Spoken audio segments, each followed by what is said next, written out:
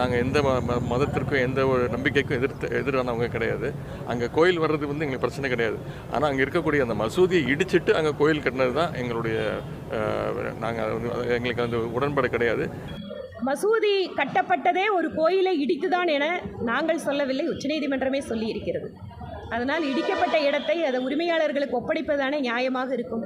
அவரோட ஆர்குமெண்ட் படியே பார்த்தாலும் கோயில் இருக்கின்ற இடத்தை கோயிலுக்கு கொடுத்திருக்கிறது உச்சநீதிமன்றம். அதனால் அவருடைய தகப்பனார் நேரில் கூட அழைப்பிதழை வாங்க மறுத்துவிட்டார். ஆனால் திராவிட முன்னேற்ற கழகத்தினுடைய அரசியல், மகனுடைய அரசியல் ஒரு வழி, மனைவியினுடைய அரசியல் வேறு வழி. அம்மையார் அவர்கள், திருமதி ஸ்டாலின் அவர்கள் அழைப்பிதழை பெற்றுக்கொண்டு வருவதாக உறுதியளித்திருக்கிறார்கள்.